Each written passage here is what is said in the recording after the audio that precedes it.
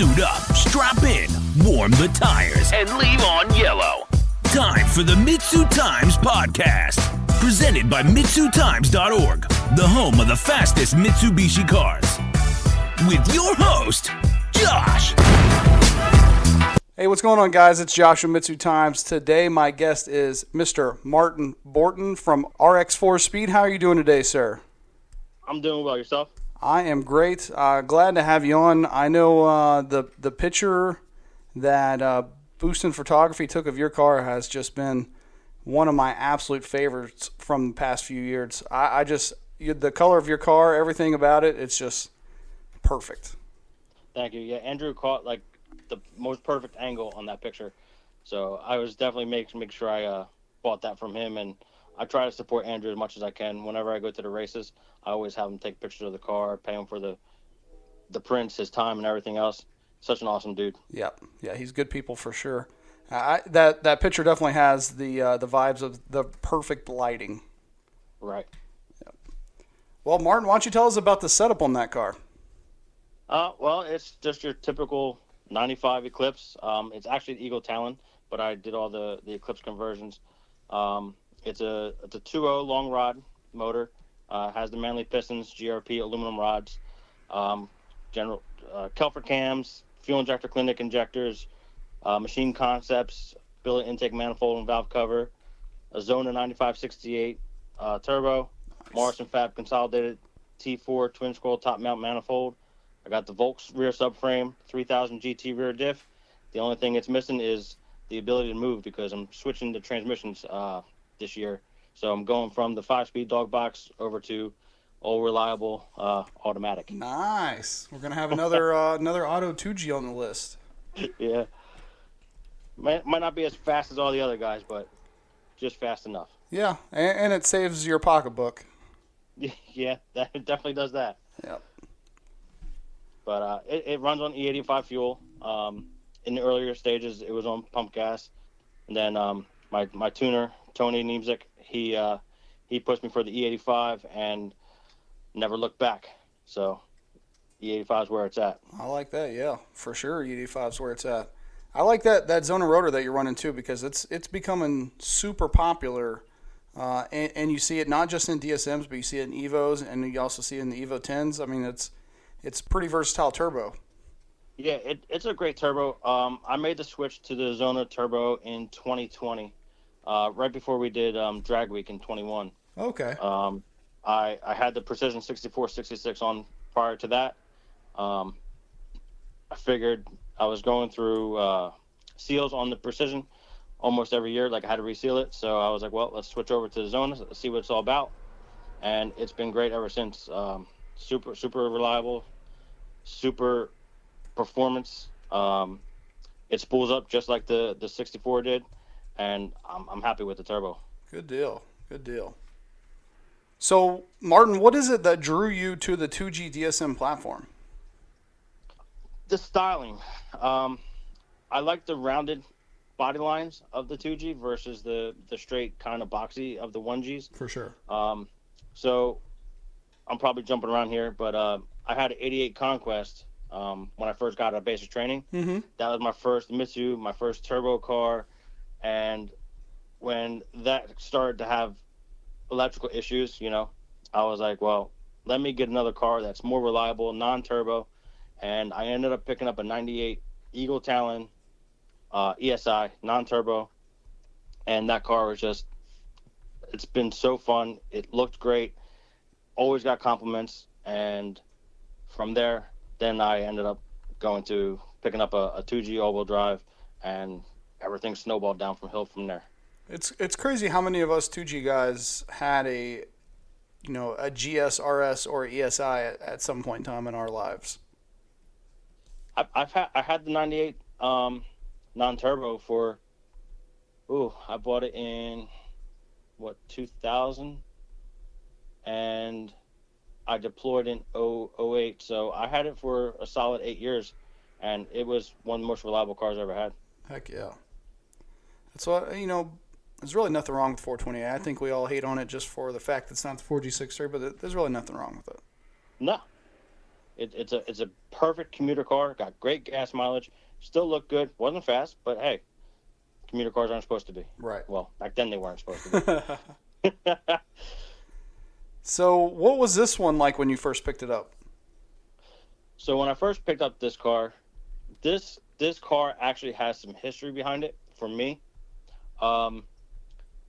Back when I had the '98 Eagle Talon, I was cruising to work one day, and I had this other guy pull up next to me in an Eclipse, and he told me, "Hey, go to this website," and it was a local car club called South Jersey DSM, and so I went there. That was my first club I kind of joined, I guess, and his name is Matt Copenhauer, and he had that car for quite some time.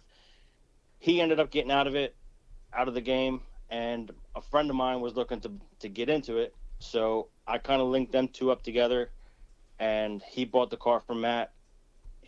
We built the car for him. He ended up losing interest and sold it to some guy. He blew the car up and then bought it back from him. And then I ultimately bought it off of my friend back in 2007. Wow. So the car's been a part of me ever since I started this journey. And I'm going to keep it for pretty much sentimental value. Yeah. I've gone through the part outs, getting out of the game, Thankfully, I never sold the shell, and I was able to go ahead and resurrect it back in 2015. That's awesome. That car has made its rounds, huh? It did. It's one of those cars you're going to be buried in. Yeah. I had my uncle paint it for me in 2015 when I brought everything back, and he did a phenomenal job, and I had him paint it with the Cosmic Blue Pearl from an Evo 10. Wow. So that's why it's a pretty particular blue that most people don't really see too often. Yeah, for sure. And it looks so perfect on the 2G body. I think it plays well. So after seeing all these other guys with the car, when you first took ownership of it, did you have a goal in mind, something that you wanted to do with it? I think it was everybody's goal, pretty much just get it into the nines. And, it was a lot of stepping stones from there. I had one tuner that I used way back in the day, and he was able to make the car work pretty well. And then when I met Tony, I've known Tony for quite some time, but really connected more with him in 2015 when I started building the car in the current state. And he's been my tuner ever since. He tunes my cars, he tunes my customer cars, friends' cars, and everything else. And he's just an insane tuner. So reliability is key. Yeah, for sure. I mean, we've seen, how many times have we seen at the shootout or elsewhere that, just because you can go fast doesn't necessarily mean you're going to take home the trophy. Exactly. Yeah, I'll take reliability and a little bit slower, and over pushing it to the ragged edge and getting a couple extra tenths. It's just not worth it to me. For sure.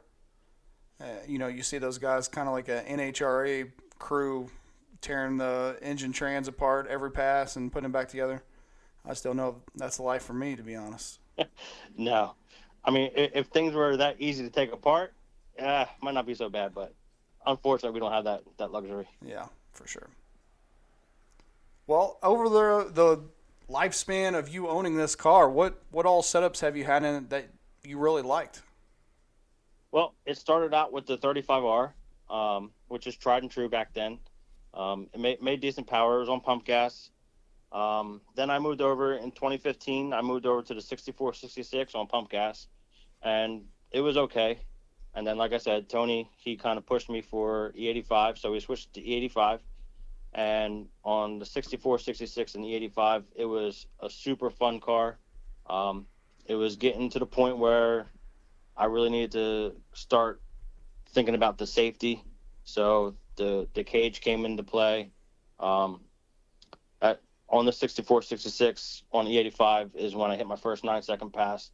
And without a cage, pushing 150 plus mile per hour, it was just made sense to go ahead and get the cage, get all the safety equipment, and do it right. Yeah. Well, good. And then after the 64, 66, like I said, for in 2020, that's when I stepped up to the Zona on the 85. Okay. Is that is the Zona the one that brought you into the nines for the first time, Martin? No, the 64, 66 actually did. Okay, cool. The Zona pushed me further into the nines, but the 64, 66 is what got me into the nines late in the season. And then after that, I switched everything up to the Zona, to Haltech, to the dog box, and all the happy stuff. Well, I know I didn't prepare you for this question, but with your original goal being to make that 9-second pass, how did that first 9-second pass feel, and what did it really mean to you as far as, the future of this car and really what your what your goals were going forward? So when I first hit the 9, it was a very satisfying event. I had, again, Tony was there, my best friend, Bill McGinnis, he was there, and seeing the 9s pop up on that scoreboard, it was very vindicating. It was nice to hear all the reaction of the crowd and the announcer, and it was just like, finally. Leading up to it, it was kind of kick yourself in the pants because, like I said, we were just going baby steps. So one of the first runs of that night, it felt good, but I said I wasn't going to do a full run. Just wanted to see how the first half of the track felt, and everything just felt perfect. And had I kept it going, that first pass, it would have been a really good pass. And that pass would have been a 9-second pass. But later that night, we were able to achieve the goal. Man, getting there quick, huh? Yeah. Yeah. So, Martin, you think, going back and thinking about the time when you originally got this car and, the setups that you've had, the different parts that you've tried out and switched out, if you could start this build all over again, would you still do everything the same? Quite honestly, I would. Everything on this car, the way it works, everything just works so well together. I have the Kelford cams, the 280 cams. They work great. The motor's been in the same motor since 2016. Manley makes great parts. GRP makes great parts. Machine Concepts, their intake manifold, it's a beast. But man, it flows. It's awesome. The turbo technology just keeps coming out and gets better and better and better. For sure. And like I said, everything just works so well together. I don't think I would change anything. Yeah. If anything, in the future, maybe if different technology with the turbo comes out, maybe I might switch. But as of right now, everything just works the way it is. Main reason why I'm switching to auto is just for consistency. I don't really go to these events to look for the trophy because I know I'm not the best racer out there. I do it just for fun. But I like racing amongst my friends and supporting them when they're in the win, So sure. I do like to get a little bit more consistent. So that's why I'm switching to auto. That way I can at least stay in the rounds longer. Yeah. But, just racing amongst my friends, that's all I want. That's all I need. Well, especially like when you're talking about the drag and drive events. I mean, I'm not saying it would be impossible with the manual, but it sure would make things a lot tougher. So the drag and drive, I did Hot Rod Drag Week 2021 myself. I drug my friend Bill with me. He's my ride or die to all these races. I always drag him out to all these events. He loves it, but he hates it. So that was the first drag and drive that I've done. Of course, Tony, he was a big part in it too. Him and his dad did it in 2019 where it came to our local track. And I went to go visit on that day. And I just saw the camaraderie of all of the racers together. Didn't matter what car they had. Didn't matter what class they were in. Like, everybody was there to have a good time. Everybody supported each other. Everybody helped one another when they were allowed to. Mm-hmm. And from 2019 on, that's when I was like, I want to do that. So I started building the car for 2020 to do the drag week. And that's when obviously COVID hit. So they canceled 2020. And I was ultimately able to do it in 21. And I did do it with the dog box. And it was pretty grueling, because I did opt for the Liberty or the PBG fifth gear. Oh, yeah. So it was still pretty loud, obnoxious in fifth gear, cruising down the highway, towing a trailer full of parts and tools and stuff. But it was a great experience. We drove almost 1,200 miles for the total duration. We raced at every track. I broke 2 rear differentials during that week. Oh, wow. One on day one, and the second one I broke on the last day because I was going for a glory pass. But the car just did amazing. No issues, no major issues, I should say. And we were able to complete it. And to have myself, Tony, and a few other friends and DSMs racing at Drag Week, it was pretty awesome to have all of us finish. For sure. And to, represent DSMs and a type of event that you don't really see a lot in. No, you don't. And I want to do more. I would like to do the sick week one time down in Florida. Yeah. During the winter time. Now that my jobs have changed, so I should be allowed to get that time off. Before in the past, when I was being an instructor in the military, I always had classes at that time, so I was never able to take off. So hopefully in the coming years, I should be able to participate in one of those. Nice. Yeah, that'd be awesome to see another DSM get out there and maybe even win it again. Yeah, I mean, I always tell people you don't have to have the fastest car, but just to do it and just to experience it. Like I said, I was having issues with my rear diff. It ultimately ended up being the clutch was a little too harsh, and every time I really launched the car, it stripped the gears off the ring and pinion. And so I went to every track. I did a soft launch and ran it out the back, and I just competed and I was able to finish. Yeah. So it's a great experience. I urge anybody, if they have the urge to do it, you will not regret it. Yeah. Yeah. I think it's just one of those things where people think that, oh man, I'm going to break down and, blah, blah, blah. Just like people not driving their nearly stock DSMs to the shootout, even though they live a state over kind of deal. Yeah. Well, I mean, that's the glory of having that trailer attached to you. You bring parts that you think you're gonna need. Yeah. Like, I brought a spare head just because, and thankfully I did, because I ended up torching the head. And I did that on day one. Me and Bill, we stayed there. We swapped the head out, and about 8 o'clock we left that track and drove like 3-4 hours to the next track. I mean, it's the bumps in the roads that makes the memories. Mm-hmm. For sure. He's never going to forget that. I'm never going to forget that.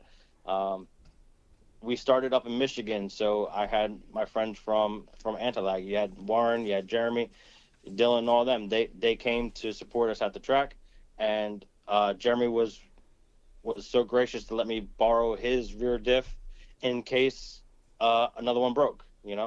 So having friends along the way, it's very gratifying when you're able to compete, you're able to finish, and you're able to have the success of it. Yeah. It's one of those things, kind of like you were talking about earlier. Like, if it was easy, you would forget it right away.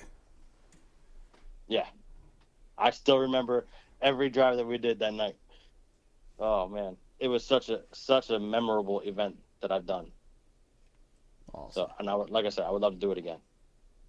So what is it about this car that makes you want to keep going out and doing these types of things and kind of going outside of where you normally see DSMs? I would say I'll circle back to what I said earlier about being reliable. I would say defying the odds of everybody saying that these cars are so unreliable, which clearly they can be. However, if it's built right, if it's tuned right, and it's maintained right, it can be reliable. Yeah. And to see a car that's notoriously shit talked about, never being reliable, always being broken, always being on jack stands, and for people to see these cars compete in events, finish events, and win events, that's what's gratifying. Yeah. And hopefully that inspires others to do the same. Yeah, I could definitely see what makes you want to keep going out and pushing this car, doing that kind of stuff. That sounds like a lot of fun. I think it is. This episode of the MitsuTimes podcast is brought to you by Morrison Fabrication. They have over 25 years of combined experience in the DSM and Evo platforms: welding, fabrication, engine building, and drag racing. Their shared high level of expectation for quality, meticulousness, reliability, and efficiency, the performance and function of each piece, and consistency of fitment allows them to create true works of art that perform as well as they look. They have gained considerable knowledge and expertise over the years and are committed to the pursuit of continuous learning for unrelenting progress and advancements within and for our community. Find out more about their products at morrisonfabrications.com. So, Martin, what are your goals for 2024 with this car? Well, this year, I was going to try and just throw in a stock auto trans, just to get the car to a track. But I think I'm just going to keep the car on the back burner this year. I had a lot of things happen this year, so I'm building the garage for my retirement. I recently got married, and Congratulations. Thank you. I just want to focus on getting the customer cars, done and out, and kind of slow down a little bit and focus more, on myself and, actually going out and enjoying life. So I think this year, since the auto trans is still in progress of being built because we're still sourcing some parts, I think it's a good idea just to not rush things and just go out and support the friends that are racing and just focus on life itself. For sure. This is the perfect time to, we say on this podcast a lot to buy once, cry once. Well, if you're trying to rush it and get it out this year, you're going to be definitely buying twice. Yeah. Yeah. And that exact phrase is part of one of my responses. Yeah. Ain't nothing wrong with that. So after you get all the auto stuff down and you get this car back together and ready to take it back out to the track, what are your long-term goals with this car? Long-term goals, I would like to see how close to 850 I can get. That's what the cage is rated for. I don't think I'd want to go too much faster on a wet block. And I like to keep it a street car. I do drive it, around town. I drive it to work. I drive it to local car meets. I drive it on nice days. So I do like to keep it a street car, and I want to keep a cooling system in it. So a wet block is needed for me. So 850s, I think that's where I would end up stopping. For sure. Yeah, it'd be hard to do any of the things that you want to do with a dry block, huh? A little bit. A lot of stopping. So, Martin, if someone out there, they have a 2G, maybe they're running a 16G or a bolt-on turbo, and they're looking to start their build really from the ground up, what advice would you give them for their build so they can be as successful as possible and maybe meet their ultimate goal of getting into the nines like you did? My best piece of advice is be realistic with yourself. Sit down, figure out what your goal is. I understand goals change, right? So you might have a goal of reaching the 10s. Now you did that. Now you want to go faster. You always want to go faster. You always want to improve. Just like me, like I said, I just wanted to get into the 9s. Now I'm there. Now I want to move into the 8s, and your goals always change. And you'll better manifest your goals if you do it right the first time. Like you said a few minutes ago, buy once, cry once. Those people that go out there and buy the cheapest of the cheap on eBay, buying whatever turbo because it's $100, that's all selling good, but it might work for a week, it might make a month, but when it goes, now you're going to risk taking out your whole engine. So even though it can happen with even the quality parts, you have much less risk of that. And buying the quality products, you're supporting those companies that are continuing the R&D into this platform, which sadly is shrinking. For sure. So that's what I always do. I tend not to cheap out on my parts. People that try to do builds and they're like, well, I can get this stuff for so much cheaper. I can buy it used from this guy for this. And I'm like, yeah, well, you're buying it used. You don't know how he treated it or that person treated it, so you're taking a gamble. Just buy it right, buy it new, buy it from a reputable person or a company, buy a reputable brand, and you'll have a long-lasting, reliable car. And like you said, you know what you're getting when it arrives. Right. It's one of those things where you buy used and you just hope that it shows up as it was described. Exactly. It might be a little bit more on the pocketbook to do it that way, but I'd rather let the car sit a few more months, another year, while I save up that money to buy the right parts rather than rush, skimp out, and run the risk of damaging something even more expensive. Yeah. That's great advice.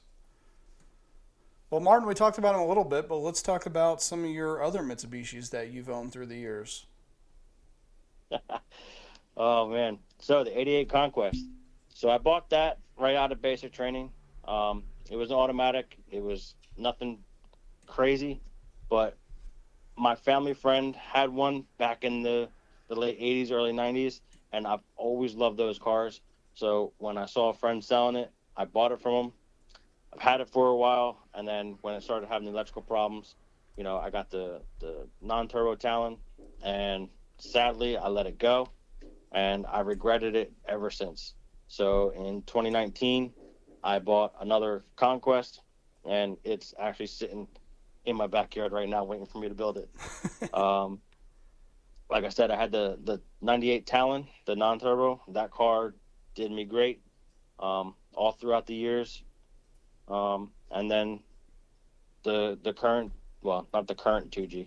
I had one other 2G that I bought from Chuck. He was the guy who founded the South Jersey DSM Club. Okay. So I bought his car off him back in, I think it was like 05, 04, 05. And I built that car from the ground up. That car was an amazing street car that had a 2.3 motor with the FP3X cams way back in the day. Holy crap. On a 35R turbo, fuel injector clinic turbo injectors, and that car made 520 on pump gas on an AEM. And that car, I think, was an anomaly because even at the dyno, I had these people coming up to me with Evos and sitting there saying, how did I make that much power when they had the same setup and they were making basically 100 horsepower less? And I was like, well, it's all in the parts. I had a Driven Innovations intake manifold, which was top notch of the time. The Garrett turbo, the FP cams, it was probably Ross pistons at the time, Ross and Eagle combo. Like, everything was, again, done right, and everything just worked so well together. That car was by far one of the funnest street cars that I had. Oh, nice. I sold that to a guy over in Denmark, to be honest with you. Holy cow. Yeah, right before I deployed in 07, I sold that. And that guy, he had the only all-wheel drive in Denmark. So it was a pretty big feat for him. And for me, it was a nice little checkbook for me. Yeah, that's badass. But that was one of the fun cars. And then when I came home from deployment, I had this car and just kept playing with it and, going back and forth with changing things up and just having fun with it. Good deal. I like that a lot. That's quite the fleet. Yeah. A lot of memories there. It was. So you talked about, kind of taking this year off and working on getting the car right, getting it together. Is there, I know this is pretty far out, but is there any events in 2025 that you want to make sure that you attend and get the car out where somebody could go out and see it in action? Like I said, I would like to maybe hit up Sick Week if they do one down in Florida over the winter time. If not in the wintertime, then, I'll go to the local track. Sadly, now my local track is in Maryland, Cecil Raceway in Maryland. Other than that, I'll bring it to the shootout to race, to have fun. I'll always go to World Cup finals to support my friends that are racing. So I'll definitely be at the shootout this year to help them. I know Rich Ong's going to be there with his 1G.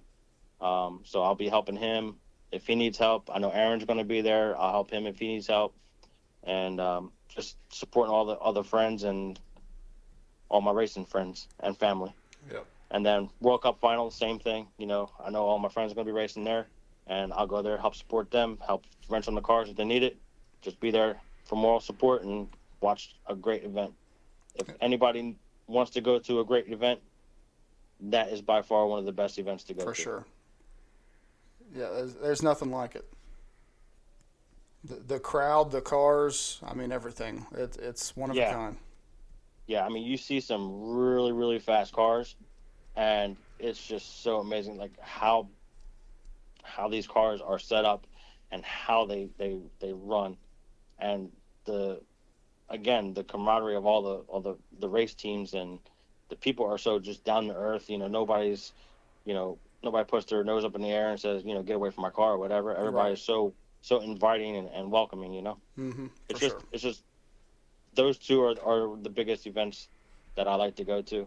I know, Florida FL2K down in Florida is nice to go to. I went there a few times, but it's just so hard to get to Florida multiple times a year, Oh, yeah. I hear you there. Texas 2K would probably be one of my events that I would like to go to on my bucket list. I haven't been to one of those, and I'd like to get to one someday. Yeah, I've never been to one either. I for the longest time, foolishly, I thought it was just roll racing. I didn't even look into the rules. Yeah, they have everything. I don't dislike roll racing. I think it's different. So I'd like to see it all. Yeah. Well, Martin, where can people find and follow you on social media so they can see some more of this badass paint job and maybe see what you're up to and how the auto upgrades are going? Just my personal Facebook page and the shop Facebook page, RX4 Speed. Those are primarily the two places that I post anything. Okay. Well, Martin, at the end, I always give people a chance to give a thanks or a shout out to anybody who's helped them out along the way or anybody who's helped them get their car where it is. Is there anybody out there you want to give a shout out to? There's a few people. First, I'd like to thank you. You bring so much awareness and, try to bring so many different communities together.